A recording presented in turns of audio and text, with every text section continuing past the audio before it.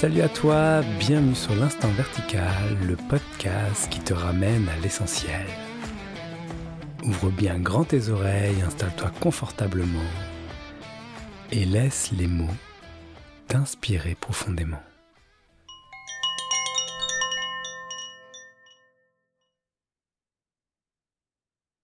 Bonjour, bienvenue dans l'Instant Vertical. Aujourd'hui, c'est un épisode un peu spécial parce que je suis avec trois autres invités. Je suis avec Heidi, Anthony et Elvira qui seront les participants du Festival de l'Instant Vertical. Salut à vous trois. Salut! Salut. Alors ça, c'est la première fois que je fais ça. Un épisode à quatre. Donc je ne sais pas trop comment ça va se passer. Mode freestyle. Et c'est parti. Je vous présente pas trop parce que vous êtes déjà passé dans l'instant vertical, mais on essaye un peu de donner un peu d'éléments un petit peu pour savoir un peu qui on est. Et l'idée, c'est de faire un épisode sur des styles, mais une voix. Comment on partage d'une seule voix.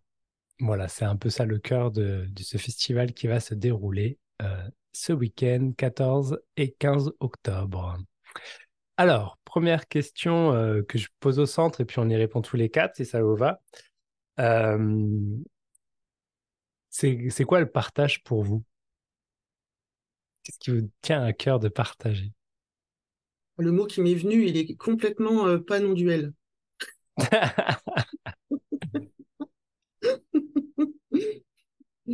Ouais, je peux commencer si tu veux. Je te jure que c'est vrai, j'ai entendu une obligation.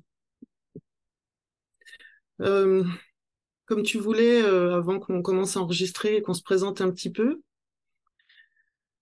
moi j'ai ployé au non-choix. C'est ce qui s'est passé ici, en fait.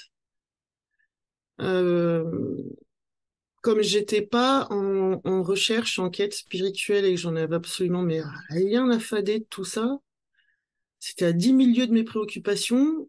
Comme je l'ai vécu, moi, comme un écartèlement de la conscience, une intrusion dans l'esprit d'Elvira, en fait, par les perceptions, et puis ensuite la fameuse bascule de réaliser le soi. Ici, ça s'est passé comme ployé, en fait. Donc je me disais, mais à quoi ça sert tout ça? Et même quand j'ai commencé à écrire sur Instagram, j'étais pas du tout mon mental. Elvira, le personnage, détestait ce qu'elle était en train de faire. Je détestais partager. J'avais honte à chaque fois que je postais un truc. Je trouvais ça ridicule, mièvre, fou, cinglé. En fait, j'ai bien vu que je maîtrisais ni le corps, ni les pensées, ni rien du tout. Je voulais faire des choses et ça faisait autre chose. Donc ça a été vécu comme un viol, l'esprit. Donc du coup le mot obligation est sorti là parce que mon mental il est encore en train de s'accrocher à la paroi avec les ongles, alors que pourtant la bascule a été vue, l'unité a été vue, embrassée. Je suis tout, on est tout. Voilà, on est tous un, il n'y a qu'un. Voilà, on est dans les allers, les retours, la cause, l'effet, ce qu'on veut.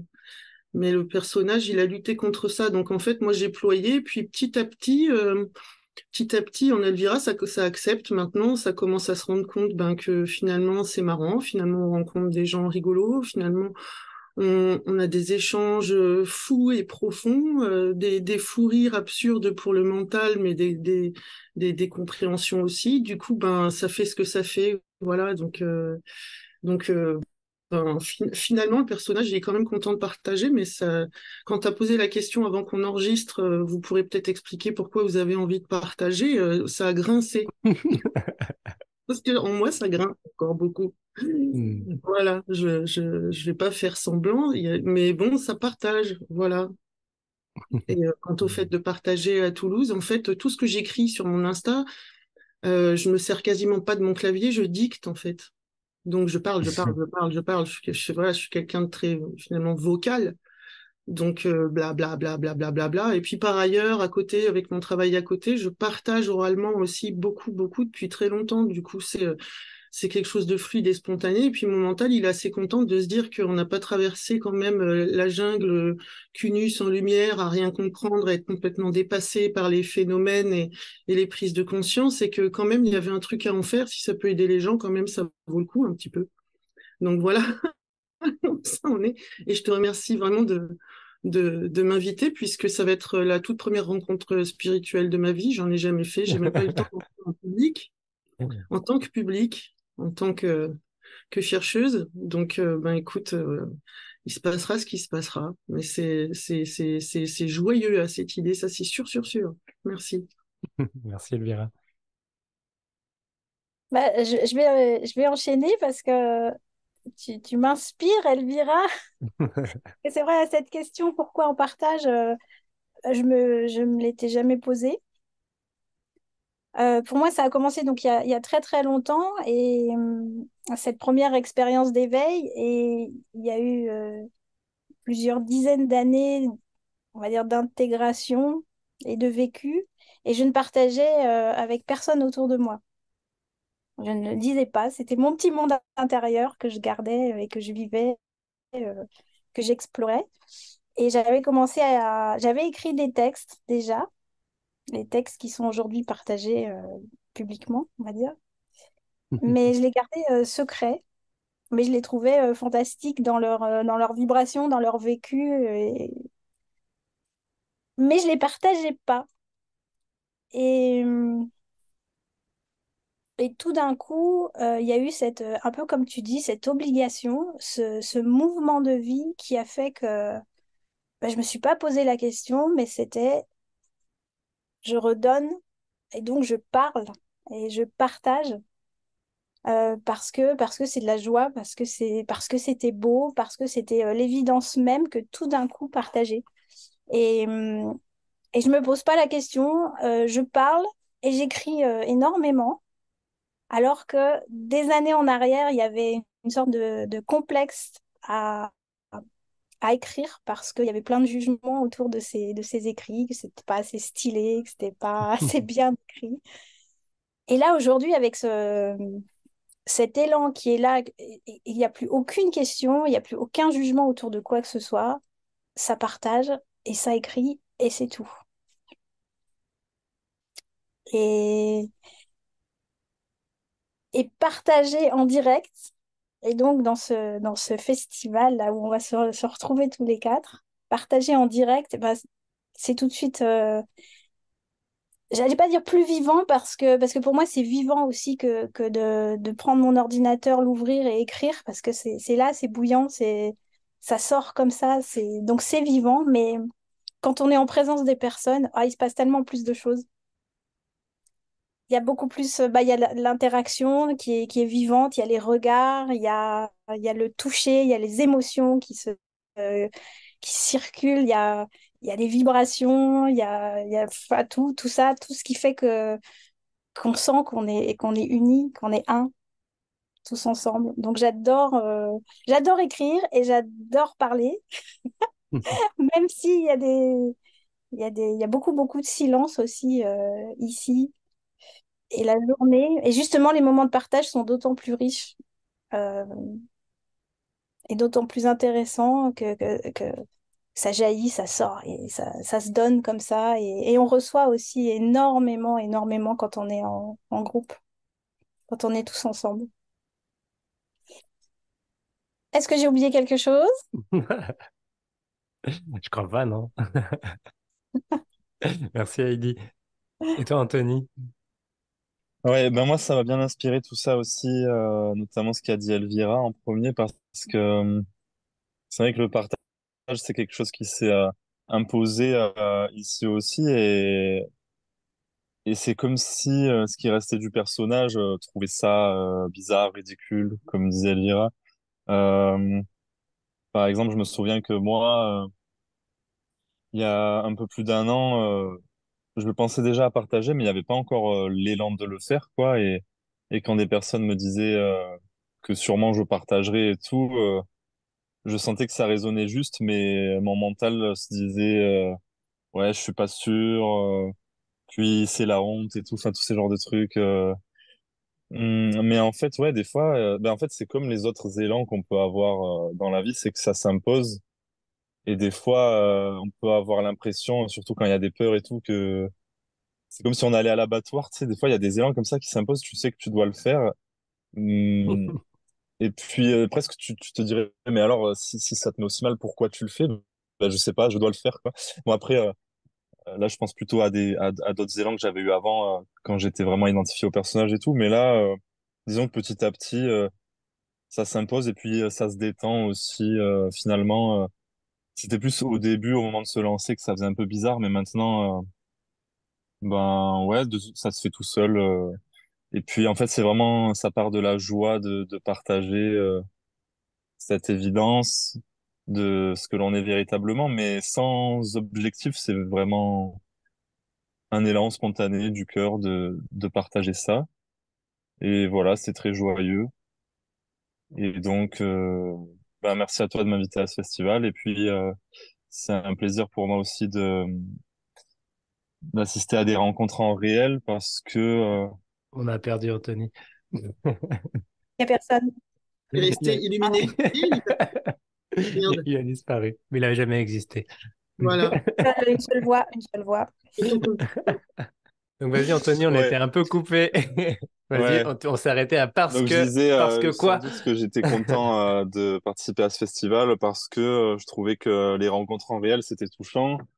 Euh, Même si tout ce qu'on peut faire sur Internet et tout c'est cool, ça permet de partager à distance, mais ouais, c'est sympa de se voir en vrai, comme disait Heidi aussi. Euh, Comme elle disait, parce que finalement le partage, c'est pas que à travers les mots, c'est beaucoup aussi dans le regard, dans le toucher aussi, comme elle disait Heidi. Enfin, en fait, c'est partout quoi. Et ce qui est drôle, c'est qu'on dit beaucoup de choses, on partage beaucoup de choses, mais finalement, c'est bien plus dans le silence qu'il y a derrière tout ça, qui est le vrai partage quoi. Enfin, c'est ça l'essence du partage. Donc voilà, je crois que j'ai fait le tour. Merci à Ouais, toi. merci Anthony. Et si je regarde un petit peu pour moi, le partage, moi, contrairement à Elvira, j'ai suivi académiquement la progression spirituelle de A à Z. Et enfin, je ne sais pas si je dis ça comme ça, peut-être que c'est pas vraiment vrai non plus ce que je suis en train de dire, mais c'est peut-être une impression qui a eu ça comme ça.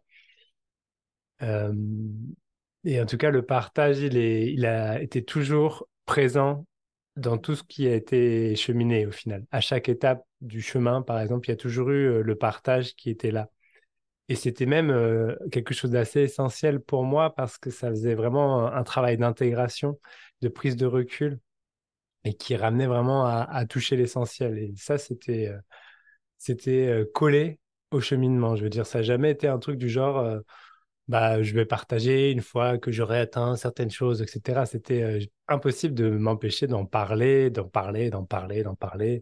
Je crois que j'ai tous mes potes qui ont participé à plein de trucs que j'ai organisés parce que je les saoulais avec ça.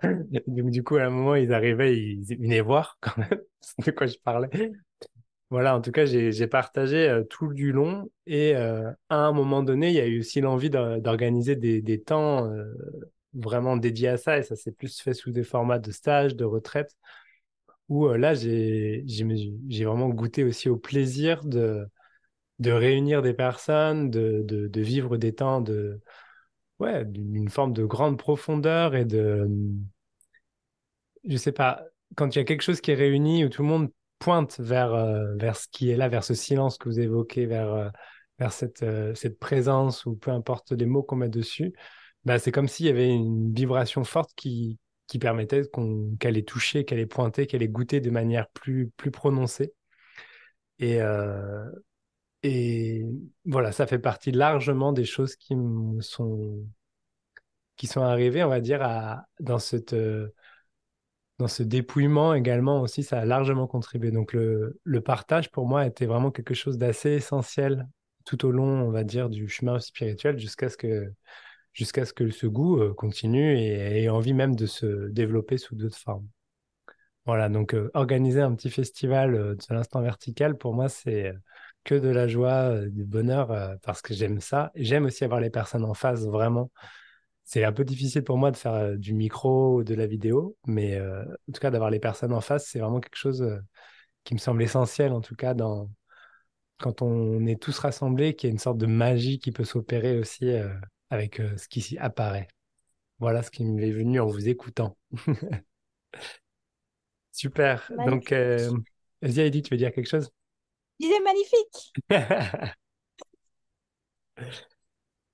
Et si on est d'une voix, et peut-être qu'il y a des styles un petit peu qui vous plaisent, là, je l'ai évoqué pour moi, le fait que euh, j'aime le présentiel, j'aime être en, en face à face, vous l'avez évoqué un petit peu. Est-ce qu'il y a quelque chose qui, pour vous, vous aimez particulièrement comme manière de partager ou au contraire que vous détestez carrément?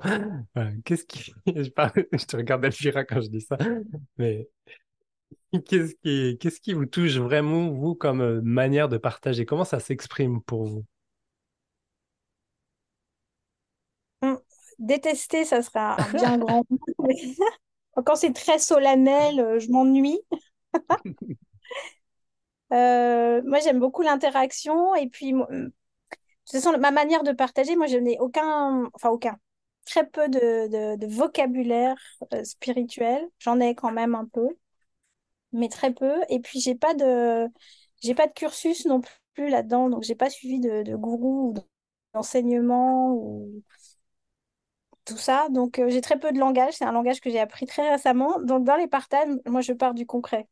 Je pars de notre vie quotidienne. Je pars souvent de mes propres histoires, parce que c'est ma base d'expérience. Mais mes propres histoires, en fait, ne sont pas si personnelles que ça, parce que ce sont des situations que beaucoup de gens rencontrent ou pourraient rencontrer, avec des petites différences, mais le sujet est toujours le même, hein.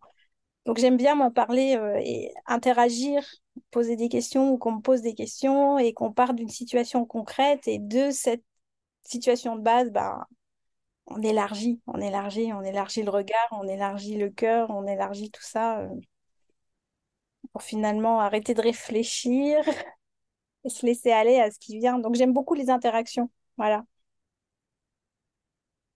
Et puis des fois, il n'y a pas d'interaction parce qu'il y a un flux qui est là, qui coule sans que je réfléchisse. En fait, je ne sais jamais ce qui va se passer, hein. Et je ne prévois évidemment jamais rien, jamais rien. Ça peut même rester silencieux parfois longtemps, parce qu'effectivement, au final, il n'y a pas grand-chose à dire. Je me souviens avoir fait 2 jours, il y a eu une journée où j'ai pas arrêté de parler, et le lendemain, mais c'était le silence, et c'était même difficile de parler, j'y arrivais pas, j'étais en silence. Et heureusement, j'étais pas seule. Enfin, je dis heureusement, mais parce que toute la journée sans parler, ça aurait vraiment fait bizarre, je pense. Et il y avait quelqu'un avec moi qui parlait et j'étais super contente parce que moi, c'était juste être là et chaque mot était de trop. Donc, spontanéité et interaction, silence, enfin, il y a de tout, il y a de tout, il y a de tout. Il y a que le mouvement qui est là dans l'instant, c'est tout. Moi, j'aime bien ça. Merci, Heidi. Alors, moi, quel genre de partage j'aime faire? Ben, ce qu'on appelle des satsangs, donc ça veut dire se réunir autour de la vérité, donc de la vérité de ce que l'on est, c'est-à-dire de cette présence, cette paix innée. Et donc moi, je fais ça sur ma chaîne YouTube principalement, mais j'adore le faire en réel aussi. Donc c'est ça ma manière de partager, c'est-à-dire ouais, laisser parler spontanément ce qui veut être dit en présence et puis répondre aux questions. Mais récemment, j'ai découvert une autre forme de partage que j'ai beaucoup aimé. C'était en allant à la retraite de Pierre et Gérald que j'ai beaucoup suivi sur le chemin. En fait, à la fin de la retraite, il y a eu ce qu'on appelle le darshan. C'est quelque chose qui se fait depuis longtemps par les sages de l'Inde. En fait, on pourrait dire que c'est un câlin en pleine présence, et puis il peut y avoir des regards aussi. Et disons que ouais, c'est vraiment un moment de partage, un moment d'unité, Et ça m'a beaucoup touché. Et en fait, maintenant, j'ai beaucoup de joie à inclure ça dans mes propres partages. Et ça peut se faire qu'en réel. Enfin, quoique, j'en ai déjà fait à distance à des amis pour rigoler. Ça marche aussi, mais je trouve que c'est cool de le faire en réel quand même. Parce que les câlins à distance, bon. Donc ça, et puis, ouais, voilà, principalement, ces deux choses-là. Et puis, même après, les discussions en dehors des satsangs et tout, ouais, ça fait partie du partage aussi. Voilà, le fait d'échanger, quoi. Ouais, voilà ce qui me parle comme partage.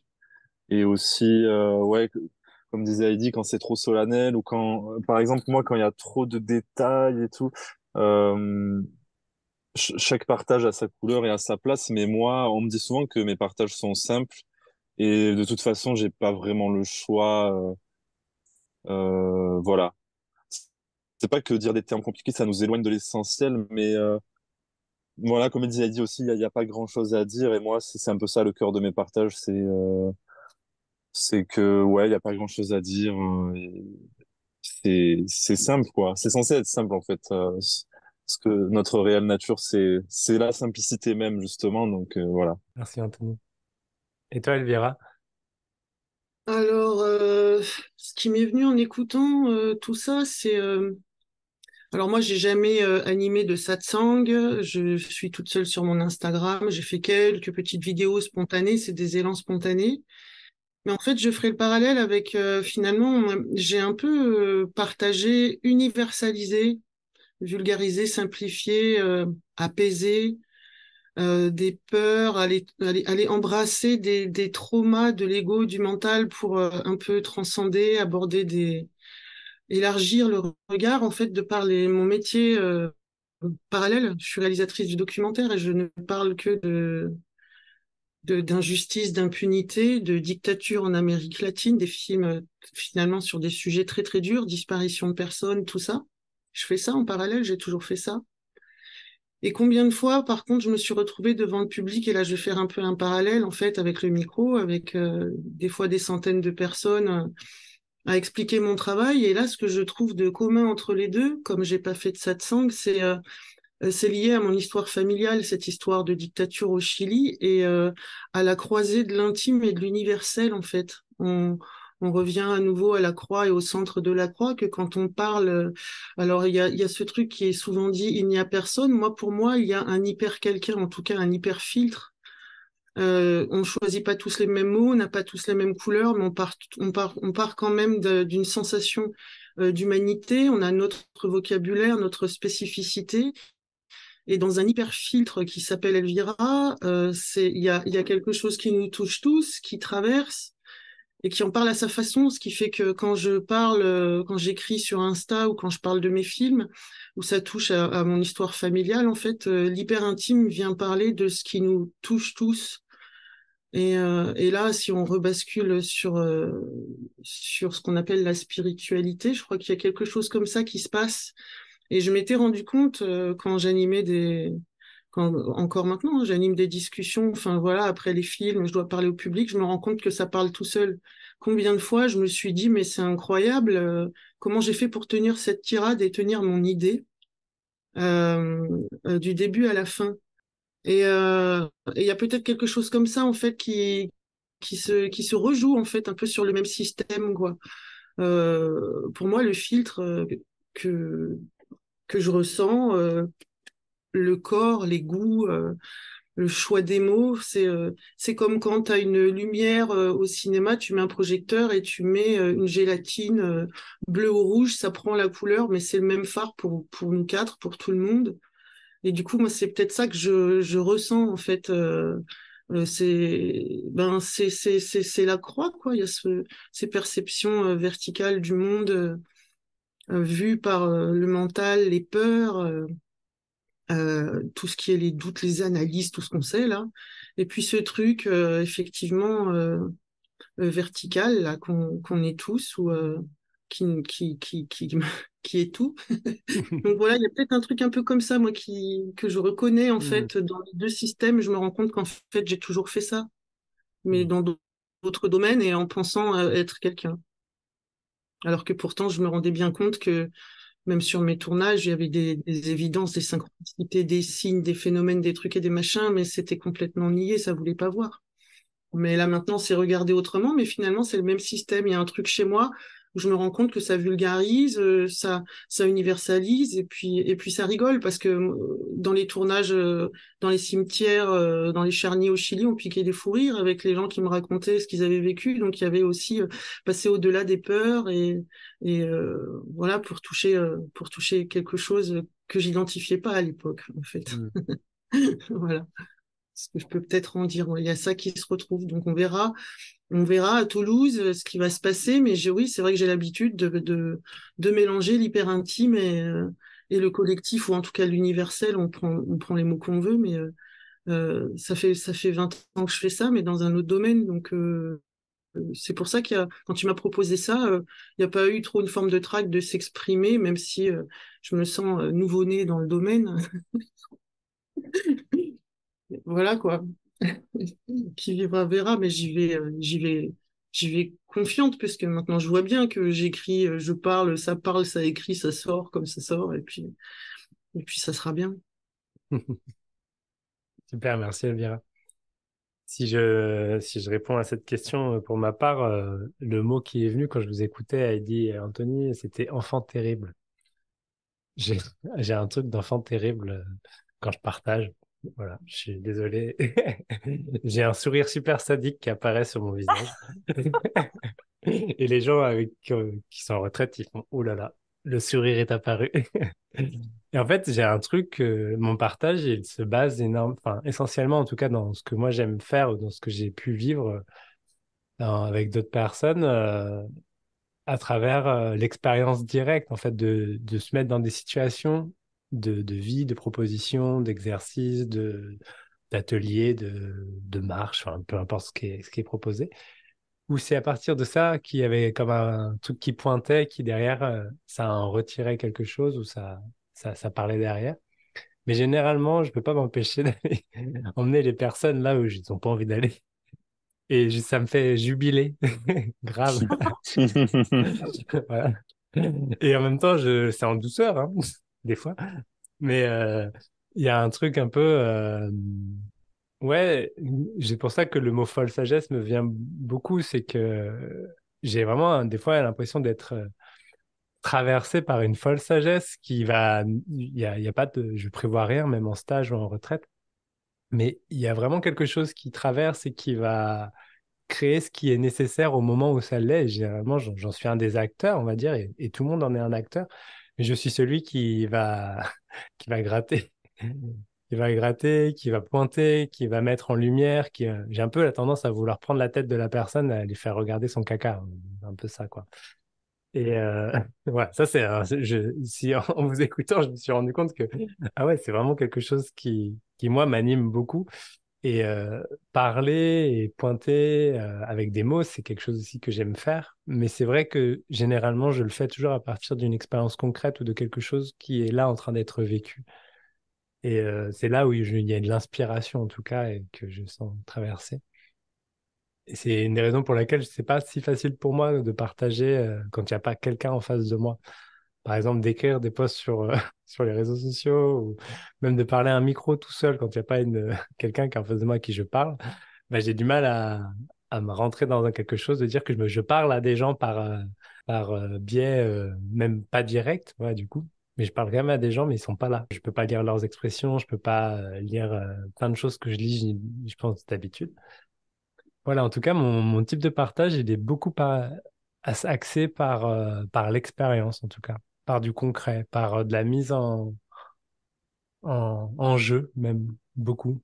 Bah, la mise en situation, de la mise en jeu. J'aime jouer avec les gens et pas jouer avec les gens dans le sens en mode je suis une marionnettiste qui joue avec les gens, mais on joue tous ensemble. Voilà, voilà, c'est un peu ce qui me vient si je réfléchis un petit peu à le partage que j'aime, quoi.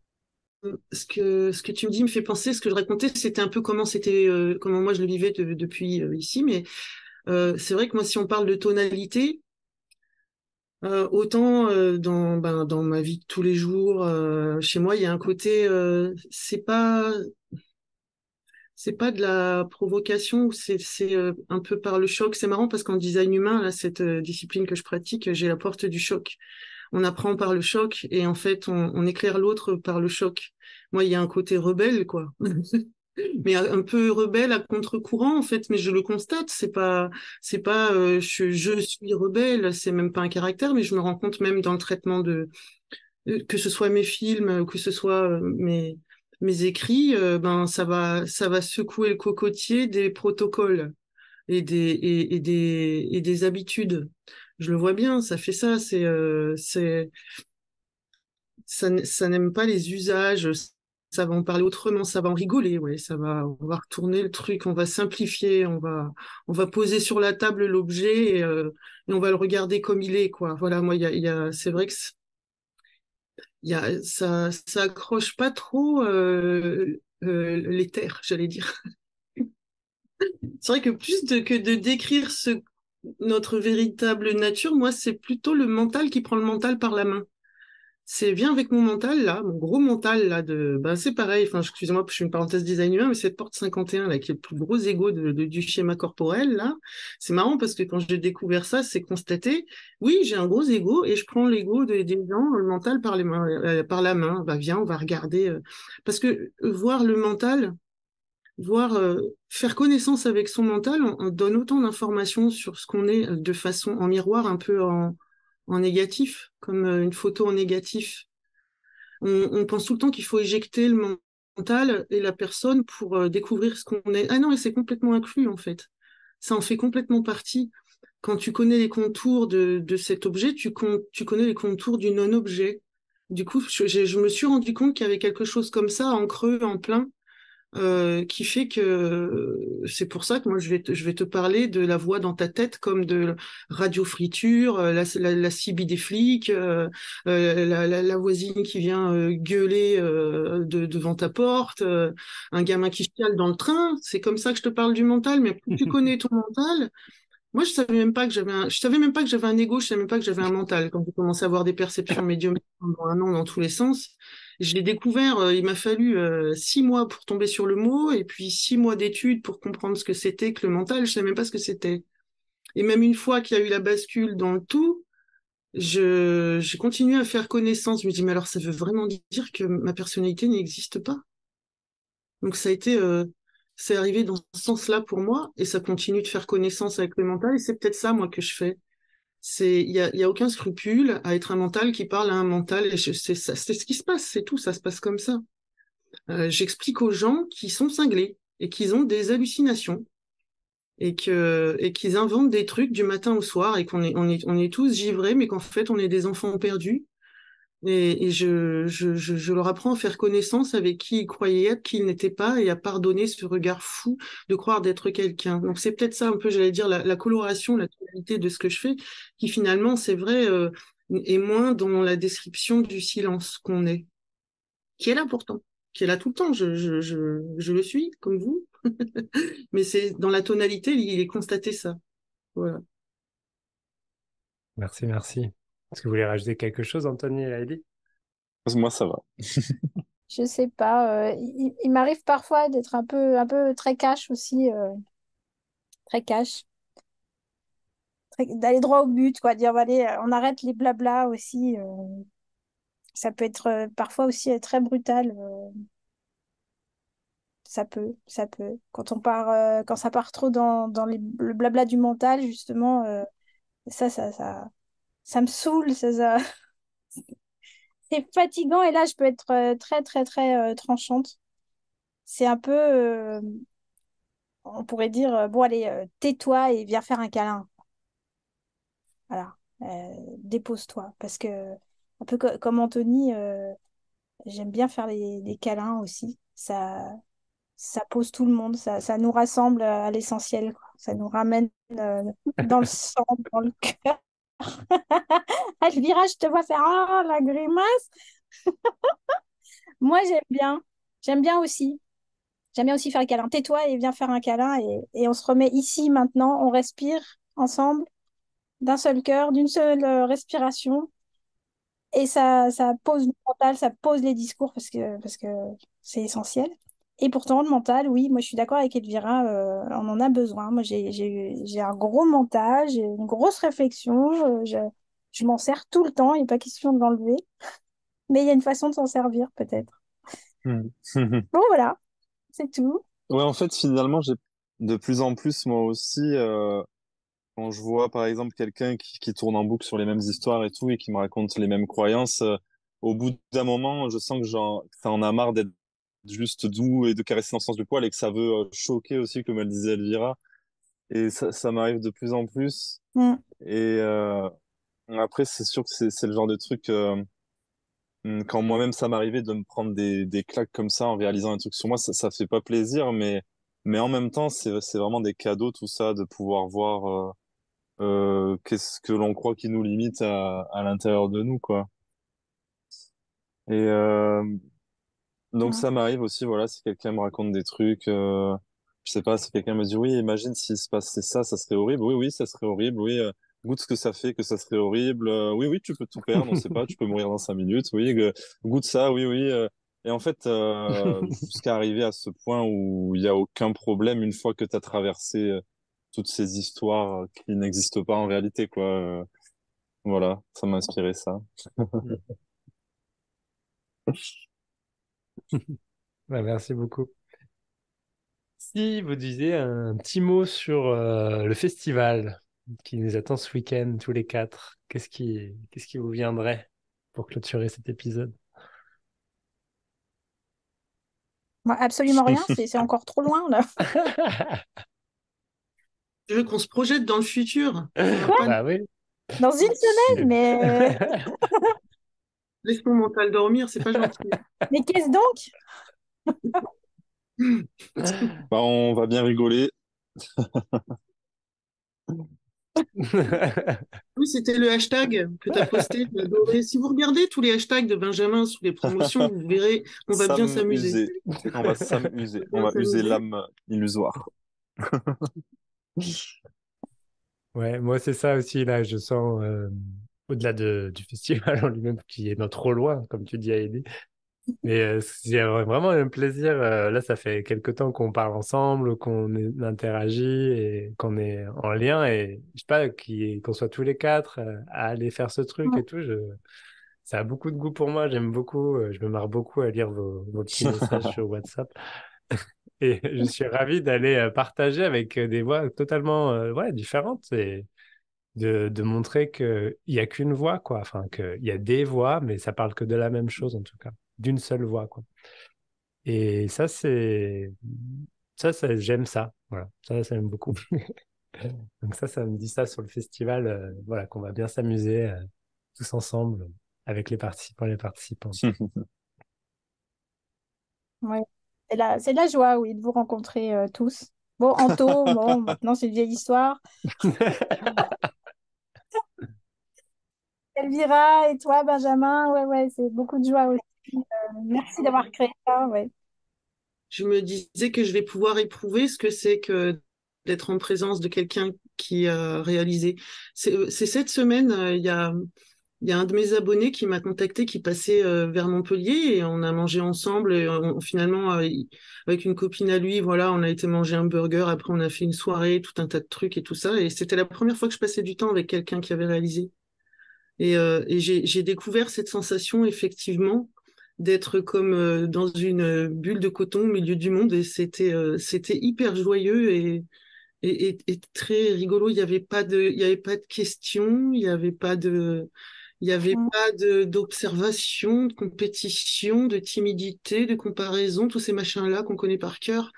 Voilà, j'ai jamais été en présentiel de gens qui ont réalisé le soi, sauf la semaine dernière. Donc, je vais laisser, avec cet avant-goût qu'il m'a offert, ce garçon, en me rendant visite, ben, je vais me laisser surfer sur la vague.